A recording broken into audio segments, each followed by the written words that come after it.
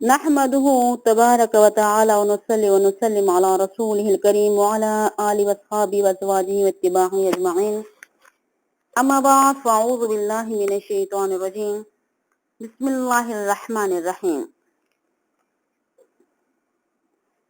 اہل سنت اور شیعہ کا آپس میں کیا جوڑ ہو سکتا ہے؟ اہل سنت تو حاملین قرآن اور حاملین حدیث ہیں. انہی کے ذریعے اللہ تعالی نے دین کی حفاظت فرمائی ہے. یہ وہ لوگ ہیں کہ جنہوں نے اسلام کی سربلندی کے لیے جہاد کیا اور سنہری تاریخ رقم کی ہے. جبکہ دوسری طرف رفاضت یعنی شیعہ کا یہ حال ہے کہ صحابہ اکرام رضی اللہ تعالی عنہ پہ لعنت بھیجتے ہیں اور یوں دین اسلام کی بنیادیں کھوکھلی کرتے ہیں. اس لیے صحابہ اکرام رضی اللہ تعالی عنہم تو وہ حضرات ہیں کہ جنہوں نے ہم تک دین پہنچایا ہے. تو جو شخص ان پہ لعن و طعن کرے وہ اسلام کو ڈھائے گا. شیعہ کی اسلام سے دوری کی پہلی وجہ یہ ہے کہ اہل سنت اور رفاضت میں قرب کیوں کر ہو سکتا ہے، حالانکہ یہ رفاضت خلفائے ثلاثہ یعنی حضرت ابو بکر صدیق، حضرت عمر رضی اللہ تعالی، حضرت عثمان رضی اللہ تعالی کو گالیاں دیتے ہیں. اگر ان میں عقل ہوتی تو سمجھ جاتے کہ ان کی گالیاں در حقیقت رسول اللہ صلی اللہ علیہ وسلم پر پڑتی ہیں. اس لیے حضرت ابو بکر صدیق، حضرت عمر رضی اللہ تعالی عنہما تو دونوں رسول اللہ صلی اللہ علیہ وسلم کے سسر تھے اور ان کی زندگی میں ان کے وزیر رہے، اور آپ کی وفات کے بعد آپ کے پہلو میں مدفون ہیں. بھلا یہ مرتبہ کس کو مل سکا جو ان دونوں حضرات نے پایا؟ شیعہ کے گمراہ ہونے کی واضح دلیل یہ ہے کہ یہ دونوں حضرات رسول اللہ صلی اللہ علیہ وسلم کے ساتھ تمام غزوات میں بے نفس نفیس شریک رہے ہیں. مذہب شیعہ کے باطل ہونے کے لیے یہی دلیل کافی ہے.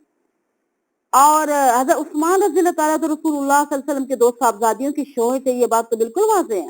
اللہ اپنے رسول کے لیے سب سے بہترین ساتھیوں، سب سے بہترین داماد کے سوا کسی اور کو پسند نہیں کرتا.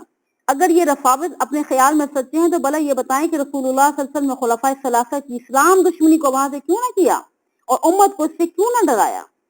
اب خلفائے ثلاثہ یہ طعن و تشنیع کا دائرہ کار صرف انہی تک محدود نہیں، بلکہ یہ طعن و تشنیع حضرت علی رضی اللہ تعالیٰ عنہ پہ بھی کیچڑ اچھالنے کے مترادف ہے. اس لیے خود حضرت علی رضی اللہ تعالیٰ عنہ نے مسجد نبوی میں حضرت ابو بکر صدیق رضی اللہ تعالیٰ عنہ کے ہاتھ سے بیعت کی تھی اور اپنی صاحبزادی ام کلثوم کا نکاح حضرت عمر رضی اللہ تعالیٰ عنہ سے کیا تھا اور اپنی خوشی سے حضرت عثمان رضی اللہ تعالیٰ عنہ کے ہاتھ سے بھی بیعت کی تھی. صرف یہ نہیں بلکہ آپ تو خلفائے ثلاثہ کے وزیر بھی رہے اور عقیدت کے اور خیر خواہ بھی تھے. بس حضرت علی رضی اللہ تعالیٰ عنہ کسی کافر کو اپنا داماد بنا سکتے ہیں؟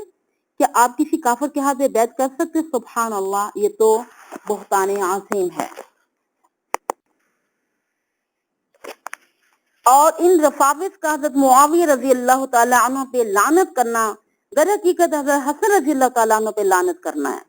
اس لیے کہ حضرت حسن رضی اللہ تعالیٰ عنہ محض اللہ کی رضا کے لیے حضرت معاویہ رضی اللہ تعالیٰ عنہ کی حق میں خلافت سے دستبردار ہوئے تھے اور رسول اللہ صلی اللہ علیہ وآلہ وسلم نے اس بات پر یعنی کہ پیش کی حضرت حسن رضی اللہ تعالیٰ عنہ کی تعریف بھی کی تھی.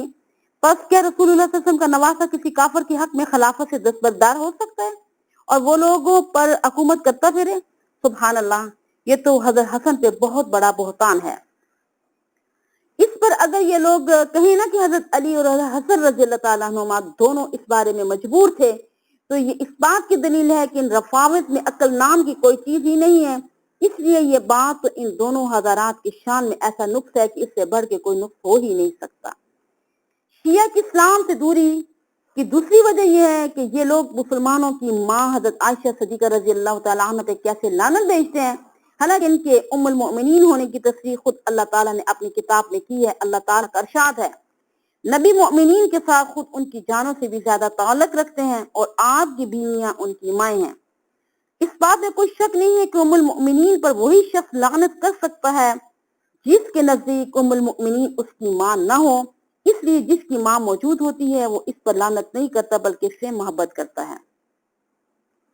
جی، شیعہ کی اسلام سے دوری کی تیسری وجہ یہ ہے کہ اہل سنت و رفاضت ایک دوسرے کے قریب کیسے ہو سکتے ہیں، حالانکہ یہ رفاضت گمراہی کے امام اور سرغن خمینی کو معصوم کہتے ہیں اور خود اس بات کا اقرار بھی کرتے ہیں کہ خمینی ان کے مہدی کا نائب ہے اور وہ مہدی جس کے بارے میں ان کا عقیدہ ہے کہ وہ سامرہ مقام کے غار میں گھس گیا ہے، کیونکہ خمینی مہدی کا نائب ہے اور نائب کا حکم وہی ہوتا ہے جو اصل کا ہوتا ہے. جب مہدی معصوم ہے تو خمینی بھی معصوم ہے کیونکہ اس کا نائب ہے. اور ان رفاوض نے صرف اسی پر بس نہیں کیا بلکہ یہ اپنے ہر فقی کی ولایت اور معصومیت کی بھی قائل ہے. یہ ان کے عقیدے ہیں اور کس قدر کھلا تضاد ہے، گویا کہ انہوں نے اپنے مذہب کی بنیادیں خود ہی کھوکھلی کر دی ہیں. یہ کوئی تعجب خیز بات نہیں، اس لیے جھوٹ کا یہی حال ہوتا ہے، اس کی باتیں ایک دوسرے سے متصادم ہوتی ہیں اور یوں خود ہی اس کا خاتمہ بھی ہوتا ہے. شیعہ یہود و نصارہ سے زیادہ خطرناک ہیں.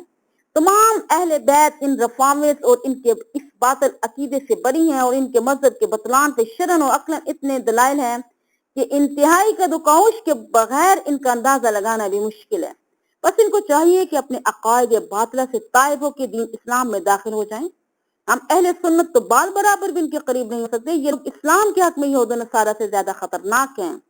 ان پر کبھی بھی کسی بھی طرح بھروسہ نہیں کیا جا سکتا، بلکہ مسلمانوں کو چاہیے کہ ان کے مکر و فریب سے دفاع کرنے کے لیے ہر وقت ان سے چکنار رہیں اور ان کی گھات میں بیٹھے رہیں. اللہ تعالیٰ کا ارشاد ہے، یہی لوگ دشمن ہیں، آپ ان سے ہوشیار رہیں، اللہ ان کو غارت کرے کہاں پھرے چلے جاتے ہیں.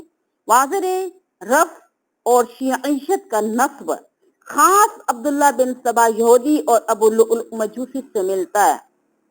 اسی لیے بس اے مسلمانوں، ان کے سوا کوئی چارہ کار نہیں کہ مسلمان اپنے عقیدے میں حق اور باطل کا امتیاز کرے. جسے اللہ نے اچھا قرار دیا اسے اچھا سمجھے اور جسے اللہ نے ناپسندیدہ بتایا اسے مکروہ و مبغوض سمجھے. سب مسلمان باہمی مدد نصرت کے ذریعے ایک ہو جائیں، کیونکہ مسلمانوں کے تمام دشمنوں کو ان کے باطل دین اور کافرانہ عقائد نے اسلام دشمنی پر متحد کر دیا. یہ آج سے نہیں بلکہ ہمیشہ سے دشمنان اسلام مسلمانوں کے خلاف متحد رہے ہیں اور اس کا کوئی امکان نہیں کہ کفار مسلمانوں سے خوش ہو جائیں. اللہ تعالیٰ فرماتے ہیں، ہرگز یہود و نصارہ آپ سے راضی نہیں ہو سکتے الا یہ کہ آپ ان کے مذہب کی پیروکار بن جائیں. اللہ تعالیٰ کا ایک اور ارشاد ہے، کفار تم سے ہمیشہ جنگ کرتے رہیں گے یہاں تک کہ تم کو تمہارے دین سے ہٹا دیں گے اگر ان کے بس میں ہو.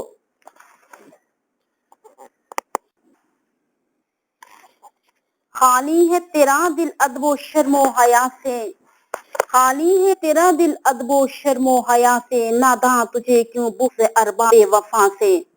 اے شاطم فاروق تجھے اتنی بھی خبر ہے، فاروق کو مانگا ہے محمد نے خدا سے. احساس صداقت رکھتا ہوں، آئینے عدالت رکھتا ہوں، آنکھوں میں حیا دل میں غیرت، توفیق شجاعت رکھتا ہوں. اسلام سے مجھ کو الفت ہے، ایمان کی حلاوت رکھتا ہوں، ابو بکر و عمر عثمان و علی چاروں سے محبت رکھتا ہوں. محمد راہ خدا دادست لشکر، ابو بکر و عمر عثمان و حیدر، عمر قابل و عمر قبول و عمر مقبول، عمر دعا ہے پیغمبر عمر مراد رسول.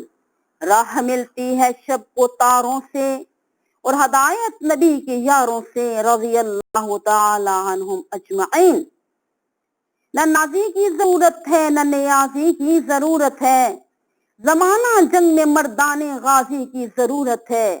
ندا آتی ہے اب بھی کربلا کے ذرہ ذرہ سے، ندا آتی ہے اب بھی کربلا کے ذرہ ذرہ سے، حسین ابن علی جیسے نمازی کی ضرورت ہے.